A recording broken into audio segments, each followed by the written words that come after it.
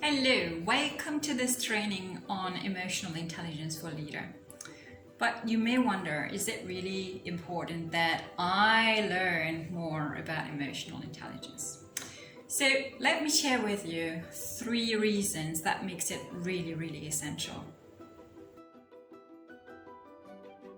So the first element is called the rubber band effect by psychologists. So what is actually this rubber band? Imagine that between my 2 fingers there's a rubber band. Currently it's quite flexible, so it can go along with some tensions. Obviously, the more I stretch, the less I can have that flexibility. So how does it relate to you? Imagine that it's 7 a.m., everything's peaceful, and you wake up. Except that usually you wake up at 6:30, so at 7 a.m. it's already a bit rush. So your rubber band, who is like this when it's pretty quiet, is a bit more tensed. Then you want to go to the office and you call for a taxi. The first one cancels. My rubber band gets there. The second one cancels again. I will arrive late at work. So my rubber band gets a bit here. Then I arrived at work and I've got this nasty email that's really not even fair and it's very urgent. My rubber band gets here. Then I go to the canteen. My favorite food is here. Great. But at the time I arrived, somebody's taken it. Frustration piles up, my rubber band gets here, and so on and so forth for the whole day.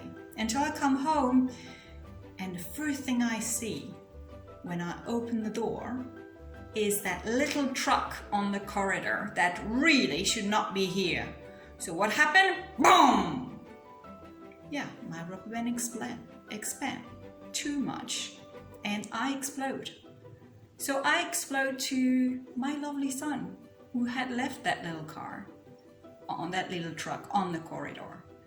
Now, is that fair to the people I love? That I go and explode because of all these frustrations? Probably not.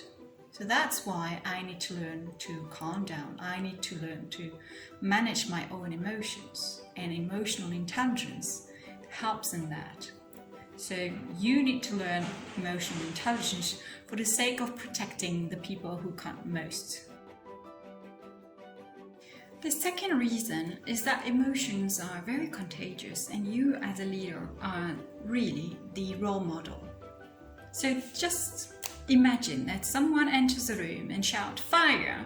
It will take less than 2 seconds for everyone to worry. And if you cannot settle down, so question where's the fire, what happened, how can we best handle the situation, and there put some reasons into that, you may this way stop the contagions, but otherwise people will panic and more panic and more panic, and it will spread everywhere. So it's really important that some people are able to handle their emotions and can stop the contagion so that the panic doesn't spread. And usually this is what is actually expected from a leader. The third reason is that emotional intelligence can either boost or block your career. If you're able to have a high level of emotional intelligence, that impacts the quality of the relationship that you nurture and that you grow. So you will navigate better with the politics, and so have a better relationship with people who need to support you, as well as people you would address yourself to. Now, on the other hand, if your level of emotional intelligence is not that high, it definitely can be a blockage point for any promotion. Chances are it could happen to you, as it happened to many of my clients, that I get called from HR and they tell me, this manager, this leader is really good in terms of technicalities.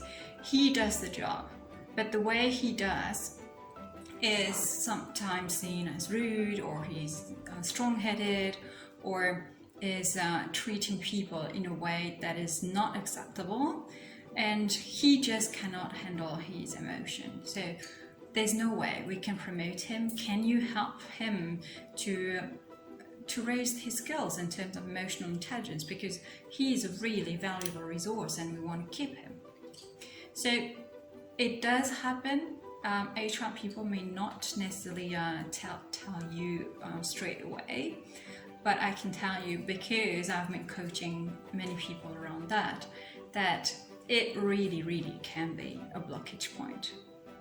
So for all these reasons, that can definitely really help to protect the one you love, to boost your career, as well as to stop contagion when something major or intense happens.